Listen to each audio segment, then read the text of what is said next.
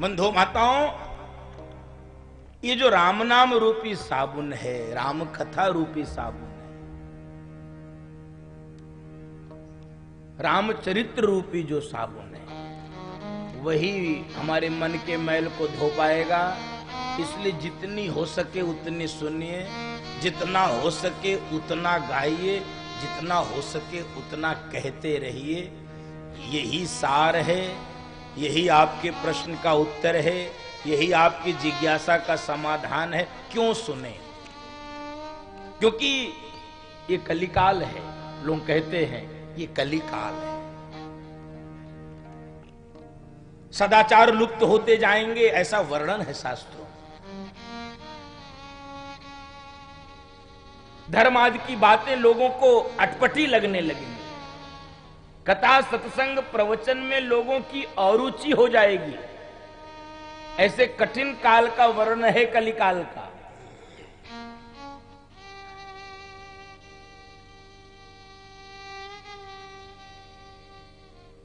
ऐसा कठिन काल है कलिकाल। तो इस कलिकाल में दवाई दो ही है बंधु माता। प्रथम दिन है इसलिए महिमा सुनिए। लोग पूछेंगे ना कथा में क्यों जाएं? सामान्य प्रश्न होता है। हम लोग इतने सांसारिक लोग हैं, हम प्रत्येक कर्म के पीछे लाभ जानना चाहते हैं। कर्म बाद में करते हैं, लाभ पहले पूछ लेते हैं। कथा क्यों सुने, क्यों चले, भगवान का नाम क्यों लें, रामायण पढ़ने से क्या मिलेगा, कथा सुनने से क्या मिलेगा। हम जानना चाहते हैं लाभ, हम जानना चाहते हैं हेतु, हम जानना चाहते हैं पारिश्रमिक, हम जानना चाहते हैं फल। क्या मिलेगा, क्या? बंधु माताओं, क्या मिलेगा ये तो मैं नहीं जानता। इतना जानता हूं, इस कलिकाल में जो हमको अपने जीवन को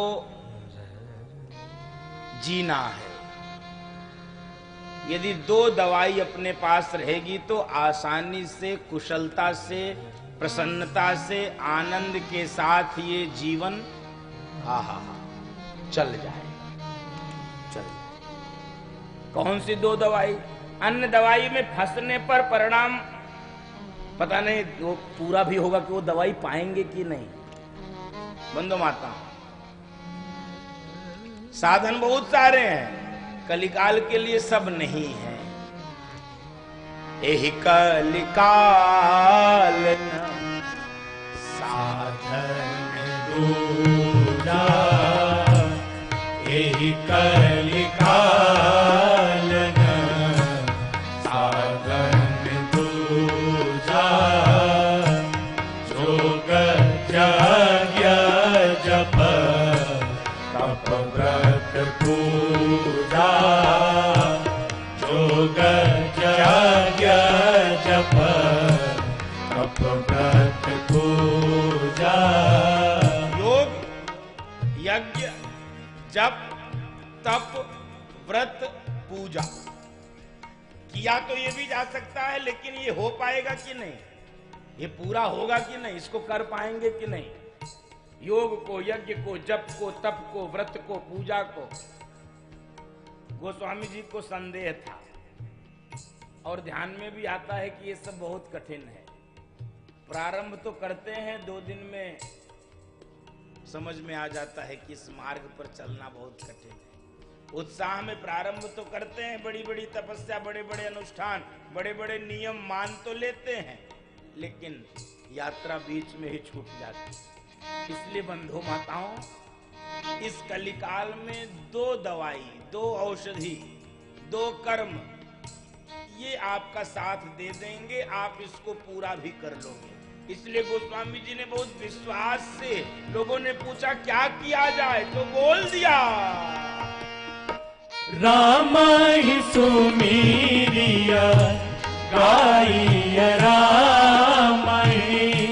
राम ही सुमीरिया गाइया, राम ही संतत सुनिया, संतत सुनिया राम गुण गामहि राम ही सुमीरिय गाइय राम ही सुमीरिय गाइय राम ही।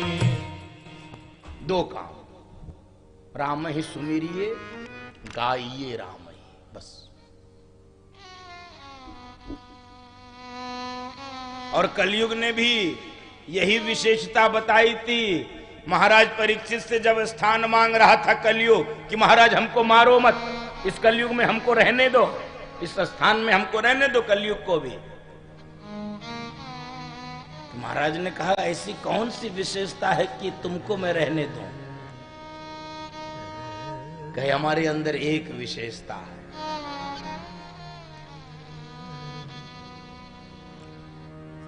हमारे अंदर विशेषता यह है कि जो परिणाम अन्य युगों में बड़े बड़े साधना से, बड़े बड़े तपस्या से, बड़े बड़े यज्ञ से, बड़े बड़े अनुष्ठान से, बड़े बड़े नियम पालन करने से मिलते थे, जो फल, वो इस कलिकाल में केवल भगवान का नाम लेने से मिल जाते हैं। कलौ केशव कीर्तनाद तत्फलम लभते सम्यक यत् फलम नास्ति तपसा न योगेन समाधिना तत्फलम लभते सम्यक कलौ केशव कीर्तनात्। बड़ी बड़ी तपस्या से जो परिणाम अन्य युगों में मिलता होगा, वह परिणाम कलयुग में भगवान का नाम लेने मात्र से मिल जाता है।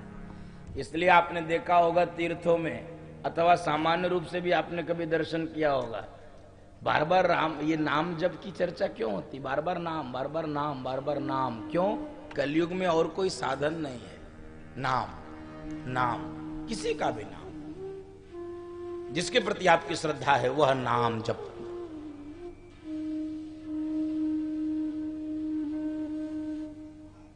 अब बंधु माताओं, एक दूसरा विषय प्रथम दिवस की कथा में भूमिका के रूप में आना ही चाहिए।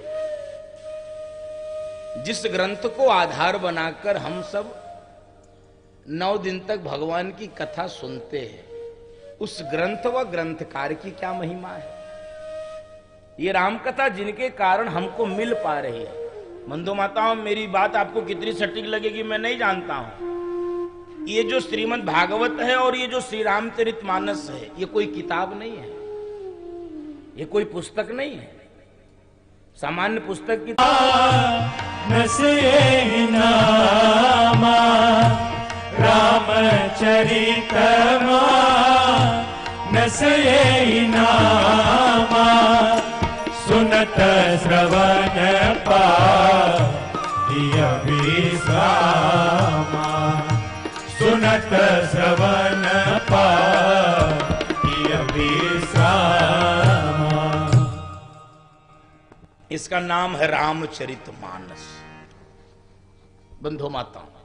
और ये सरोवर है, ये जो सामने ग्रंथ रखा है ये सरोवर है।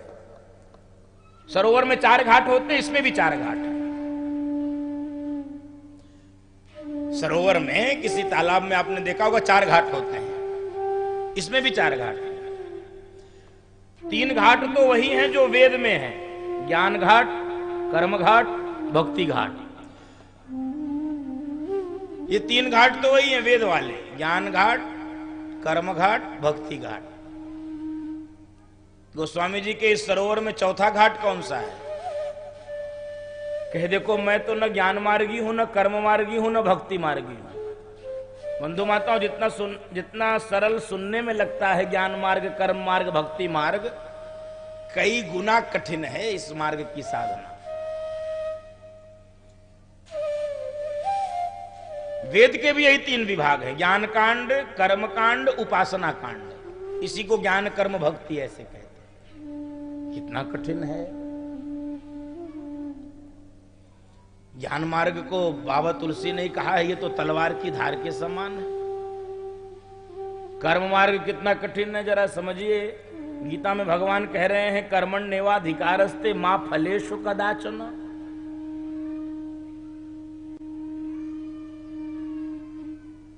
निष्काम कर्म की व्याख्या की गई है। आपका अधिकार केवल कर्म में है, आपका अधिकार फल में नहीं है।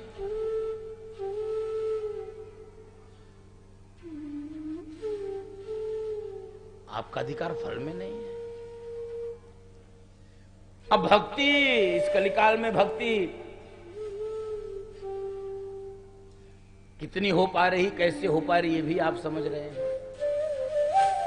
तो गोस्वामी जी ने कहा देखो, हम जड़ हैं, हम मूढ़ हैं, हम अधम हैं, हम अधमाधम हैं।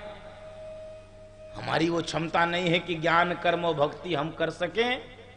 तो जैसे चौथे घाट से पशु जाता है जल पीने के लिए, उस पे सीढ़ियां नहीं बनाई जाती थी, चौथा घाट सपाट छोड़ा जाता था ताकि पशु जाके जल पी ले, प्यास बुझा ले। तो गोस्वामी जी कह रहे हैं रामचरितमानस, राम कथा रूपी जो सरोवर है, चौथे घाट पे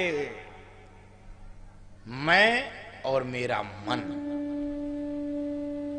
चौथा घाट बनाया है पशुओं की तरह, जिसके श्रोता वक्ता बाबा तुलसी का मन और बाबा तुलसी हैं। अन्य घाट पे तो बैठे हैं भगवान शंकर व मैया पार्वती, याज्ञवल्क्य जी, भरद्वाज ऋषि, काकभूषुंडी जी, गरुण जी बैठे हैं अन्य घाटों पर। तो ये जो चौथा घाट है ये कौन सा है? ये शरणागति का घाट है। हमसे किसी ने अभी प्रश्न पूछा था कि महाराज श्री हर हर महादेव कहते हैं या राधे राधे कहते हैं या सीताराम कहते हैं, तो ये हाथ क्यों उठाते हैं? जय जय श्री राधे, जय जय श्री सीताराम, नमः पार्वती पतये हर हर महादेव। क्यों उठाते हैं? क्यों उठाते? बंधु माताओं, चौथा घाट और ये हाथ उठाना एक ही है, समझो। चौथा घाट और हाथ उठाना ये एक ही बात है। तो कैसे एक है? ये दोनों हाथ उठाने का मतलब है शरणागति। दोनों हाथ उठाने का अर्थ है हम अब आपके सामने, वो कैसे करते हैं, सिनेमा में देखा होगा आपने या आपने टीवी चैनल में भी देखा होगा, कोई अपराधी पकड़ा जाता है तो कैसे हाथ, सरेंडर। अंग्रेजी में उसको सरेंडर कहते हैं और शास्त्र की भाषा में कहते हैं शरणागति, बस यही अंतर है। हम अब आपके चरणों में अपने को समर्पित करते हैं, बस। बंधु माता, ऐसे आतंकवादी भी समर्पित करते अपने को कि नहीं अब हमारे पास कुछ नहीं है। ऐसे ही हमने अपने को समर्पित कर दिया भगवान के चरणों में। तो चौथे घाट का नाम है शरणागति। बंधु माता, चौथे घाट का नाम है शरणागति घाट। ज्ञान घाट, कर्म घाट और भक्ति घाट वेदों के तरह पूर्वत हैं, लेकिन चौथा घाट है शरणागति का घाट। चौथा घाट है शरणागति का। और बंधु माताओं, जो आनंद शरणागति में है, प्रभु हम भी शरणागत हैं, स्वीकार करो तो जाने, प्रभु हम भी शरणागत हैं, स्वीकार करो तो जाने। मुझ जैसे पतित को पावन, मुझ जैसे पतित को पावन, सरकार करो तो जाने। मुझ जैसे पतित को पावन, सरकार करो तो जाने।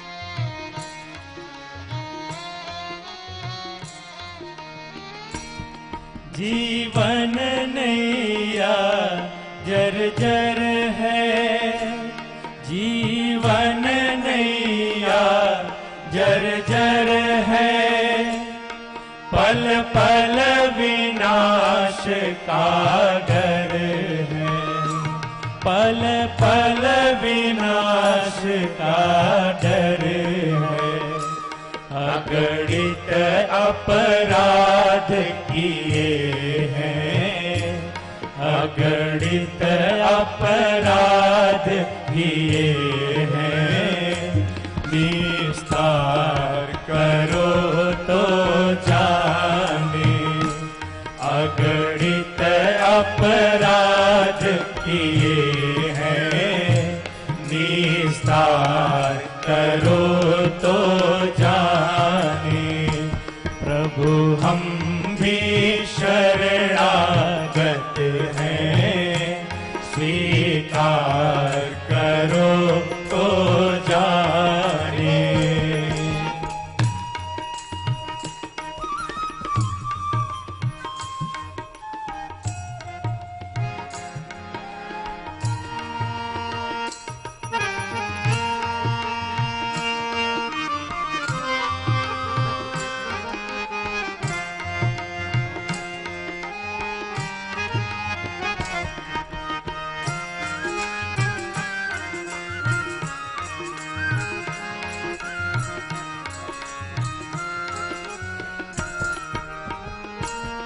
है बीच भंवर में नैया, है बीच भंवर में नैया, कोई है नहीं खेवैया, कोई है नहीं खेवैया।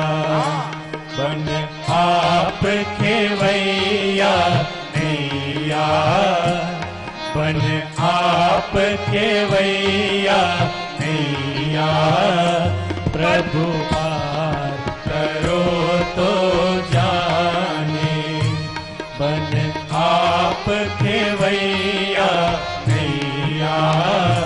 प्रभु पार करो तो जाने।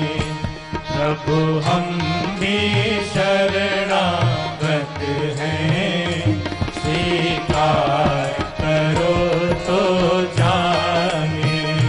प्रभु हम भी शरणागत हैं, स्वीकार करो तो जाने। स्वीकार करो तो जाने, स्वीकार करो तो जाने। ये चौथा घाट शरणागति का घाट है बंधु माता। और इस सरोवर की एक और विशेषता उसको भी समझ लीजिए। क्यों हमको डुबकी लगाना है इस सरोवर में? 3 शब्द हैं इस ग्रंथ के नाम में, देखिए। रामचरितमानस। राम ऊपर है, चरित बीच में है, मानस नीचे है।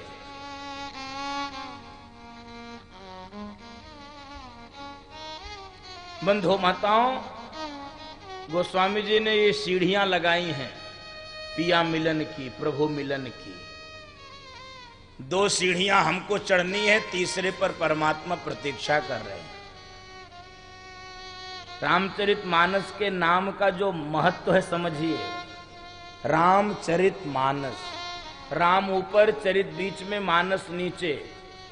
2 सीढ़ियां हम सबको, जीव को चढ़नी है, तीसरे पर परमात्मा प्रतीक्षा कर रहा। कौन कौन सी सीढ़ियां हमको चढ़नी है? चरित की और मानस की।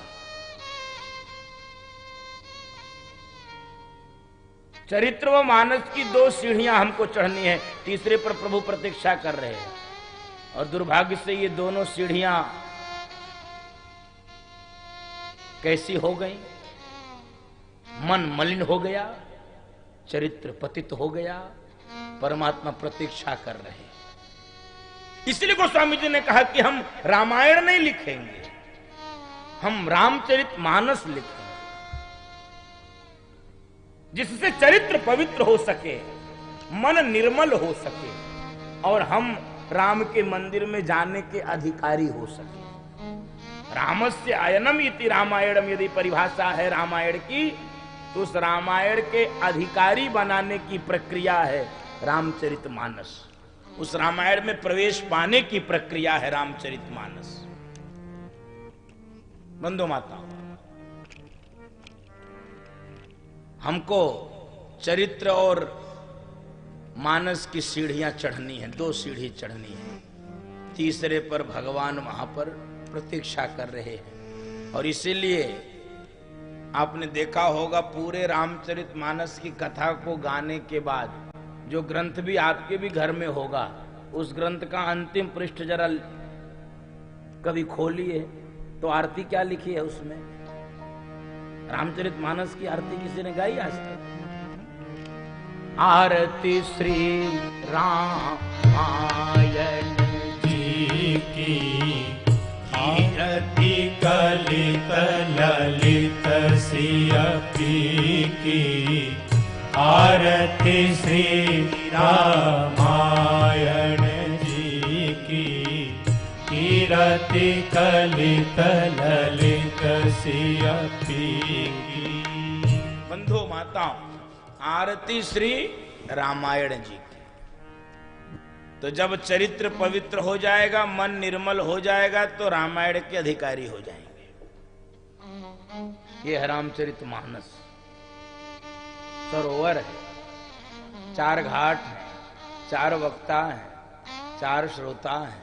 और बंधु माताओं, ऐसे रामचरितमानस को गोस्वामी जी प्रारंभ कर रहे हैं जिसके कांड 7 हैं,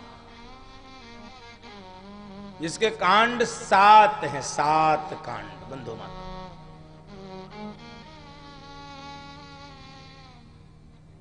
सात ही क्यों हैं? क्योंकि मैंने कहा कि ये भगवान का वांगमय स्वरूप है। रामचरितमानस भगवान का स्वरूप है। तो भगवान के स्वरूप में सबसे ज्यादा चर्चा किसकी होती है? मुख। वंदे श्रद्धा विश्वास रूपिणो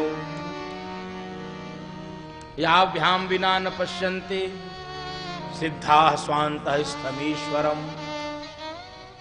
भगवान शंकर व मैया पार्वती को स्मरण किया है। वंदे बोधमयम नित्यम गुरुम शंकर रूपिणम यमाश्रितो हि वक्रोपि चंद्रः सर्वत्र वंदते। अब देखिए एक विशेष बात, प्रथम श्लोक में 2 की वंदना साथ में, वंदे वाणी विनायको।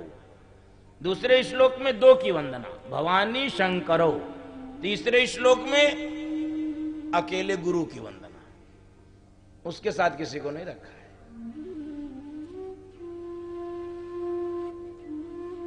उसके साथ किसी को नहीं रखा है। और किस गुरु की? तो शंकर रूपी गुरु की। तो शंकर रूपी गुरु की ही क्यों प्रणाम किया? क्योंकि शंकर रूपी गुरु को प्रणाम करने पर गोस्वामी जी को अपना लाभ दिख रहा है, और उस लाभ से हम सब भी जुड़ सकते हैं। गोस्वामी जी को कौन सा लाभ दिख रहा है? यमाश्रितो हि वक्रोपि चंद्रः सर्वत्र वंद्यते। शंकर रूपी गुरु को प्रणाम करने में लाभ ये है कि जिसके माथे पर टेढ़ा पतला चंद्रमा भी पूजनीय हो जाता है। टेढ़े व्यक्ति को कौन पसंद करता है? लोग कहते हैं बहुत टेढ़ा है, छोड़ो। तो गोस्वामी जी ने कहा भगवान शंकर एक ऐसे हैं जो टेढ़े और पतले चंद्रमा को भी अपने सिर पर धारण कर लेते हैं, और वो टेढ़ा और पतला चंद्रमा भी जगत पूज्य हो जाता है। जब भगवान शंकर टेढ़े चंद्रमा को सिर पे धारण करके उसको पूजनीय बना सकते हैं, तो हम टेढ़े मेढ़े तुलसीदास को भी स्वीकार ही कर लेंगे, और तुलसीदास का भी जीवन धन्य हो जाएगा, तर जाएगा। इसलिए जीव टेढ़ा है, हम सबसे ज्यादा टेढ़ा मेढ़ा कोई नहीं है। हमको लगता जरूर होगा कि ये सामने वाला टेढ़ा है, लेकिन जब कभी विचार करेंगे तो हमसे टेढ़ा कोई नहीं होगा। हम सबसे टेढ़े होते हैं, लेकिन हमारी आदत है सामने वाले को टेढ़ा मेढ़ा देखने। तो गोस्वामी जी की यही विशेष बात है। क्या? जिसके माथे पर टेढ़ा पतला चंद्रमा भी पूजनीय हो जाता है, ऐसे गुरु को प्रणाम किया जाए। और फिर श्री हनुमान जी और वाल्मीकि जी को सीताराम गुणग्राम पुण्यारण्य विहारिणो। बंधु माताओं, वाल्मीकि जी और हनुमान जी को प्रणाम किया है।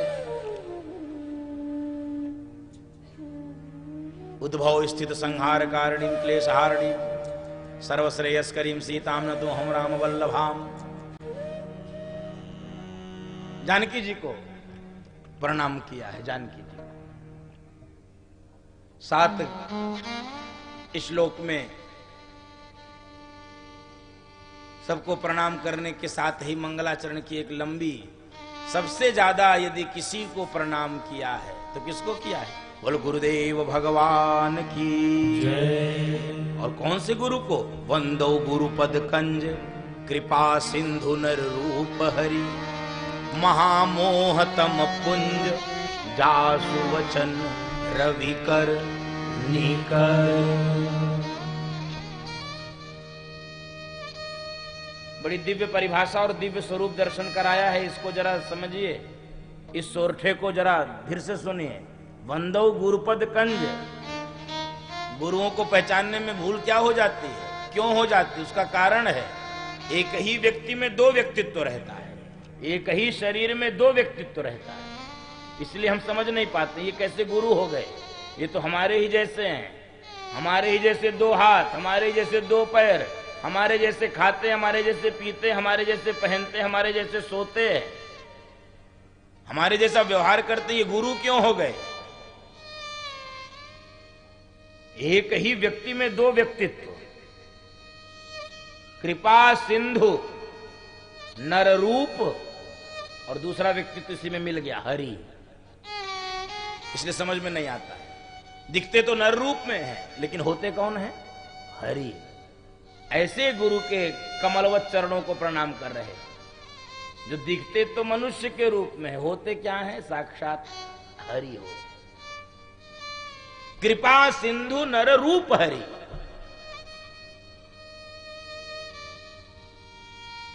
भगवान सूर्य के किरण से जैसे त्रिभुवन का अंधकार समाप्त हो जाता है बंधु माताओं, ऐसे ही गुरुदेव के वचनामृत से जीव के हृदय में जो अंधकार व्याप्त है, हृदयगत अंधकार, वो समाप्त हो जाता है। महामोह तम पुंज,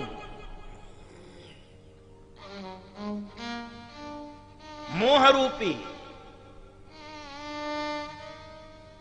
जो अंधकार है, गुरुदेव की कृपा से वो समाप्त हो जाता है। बंधु माताओं,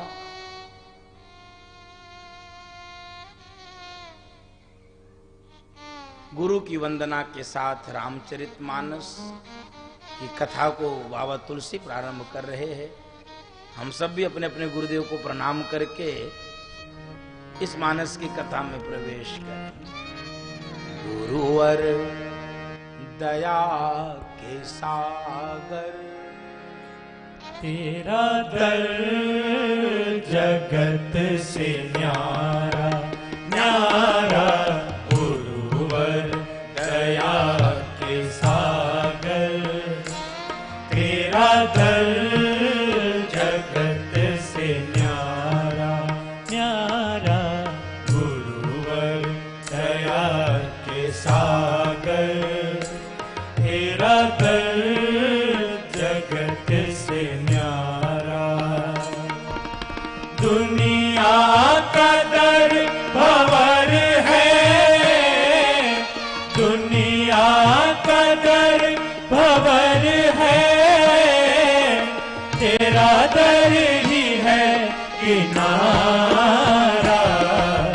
गुरुवर दया के सागर, तेरा दर जगत से न्यारा न्यारा। गुरुवर दया के सागर, तेरा दर जगत से न्यारा।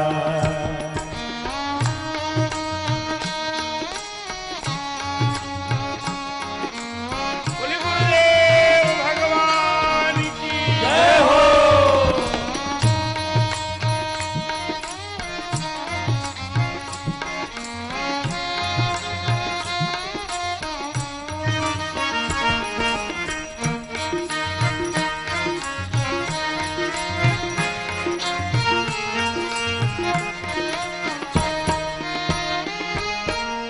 तेरी दृष्टि है निराली,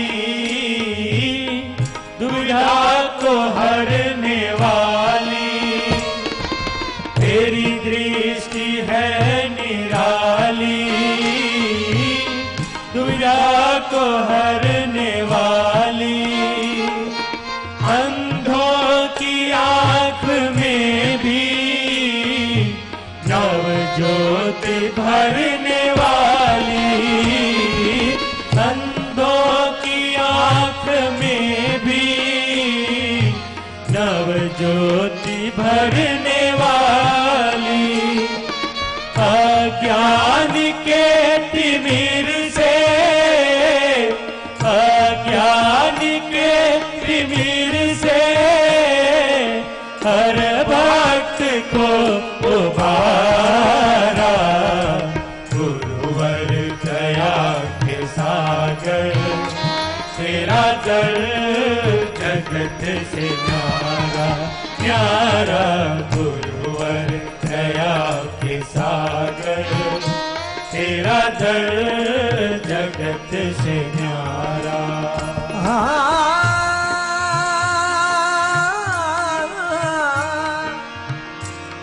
गुरु दे करता करे न कर सके,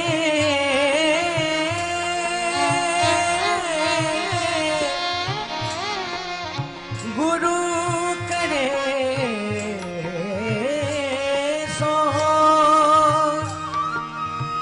सात द्वीप नौ खंड में। गुरु से बड़ा न कोई।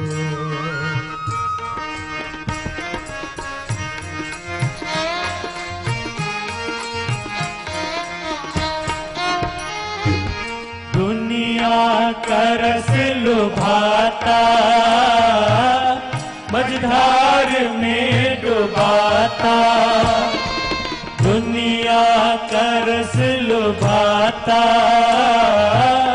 मझधार में डुबाता। तेरा रस पुनीत पावन है, इष्ट से मिलाता। तेरा रस पुनीत पावन है, इष्ट से मिलाता।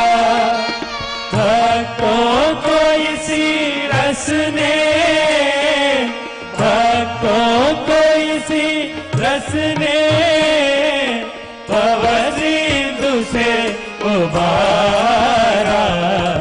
गुरुवर दया के सागर, तेरा दर जगत से न्यारा न्यारा।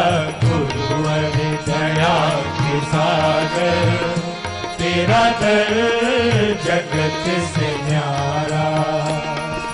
दुनिया का दर भंवर है, दुनिया का दर भंवर है।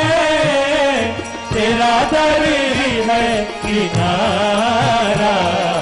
गुरुवर दया के सागर, तेरा दर जगत से न्यारा न्यारा। गुरुवर दया के सागर, तेरा दर जगत से न्यारा। तेरा दर जगत से न्यारा। तेरा दर जगत से न्यारा। सद्गुरुदेव भगवान की जय। बंधु माताओं,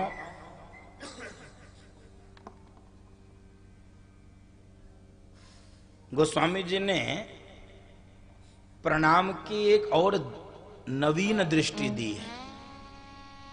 संसार के व्यवहार में प्रायः वह प्रचलन में नहीं, लेकिन गोस्वामी जी उस दृष्टि को देना चाह रहे हैं। मंगलाचरण में सबको प्रणाम कर रहे हैं, एक ऐसी व्यवस्था देना चाह रहे हैं गोस्वामी। जिसको व्यवहार जगत में पालन करना कठिन है, लेकिन पालन कर ले तो मनुष्य झंझट से बच सकता है। और संत का यही काम है कि मनुष्य को, जीव को झंझट से बचाए। तो कौन सी दृष्टि दिया? हम संत को तो प्रणाम करते हैं, सज्जन व्यक्ति को सब लोग प्रणाम करते हैं, कोई दिखेगा प्रणाम।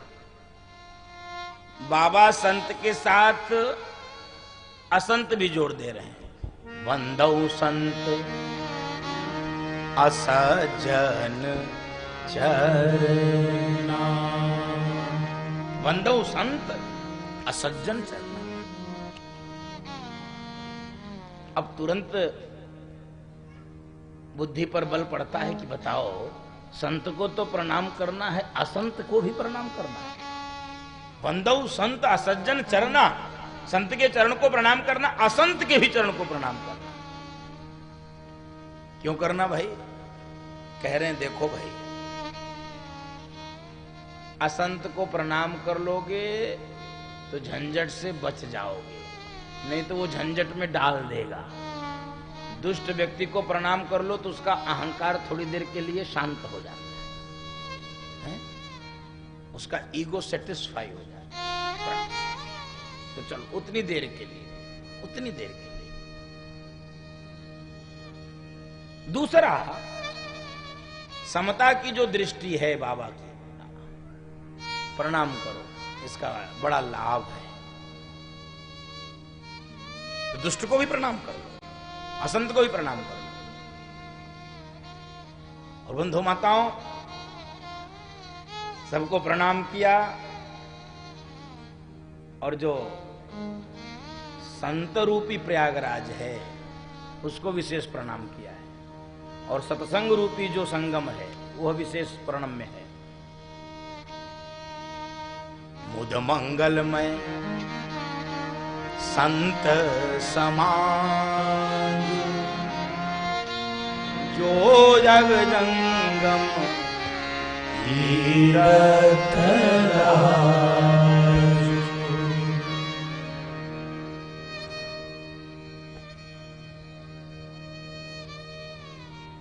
ये तीर्थराज प्रयाग है, चलते फिरते संतों का समूह।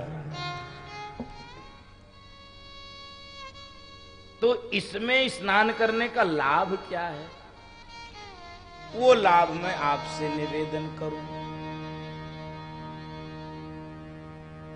इस संतों का सानिध्य करने से, सत्संग का सानिध्य करने से जो लाभ मिले, मजन फल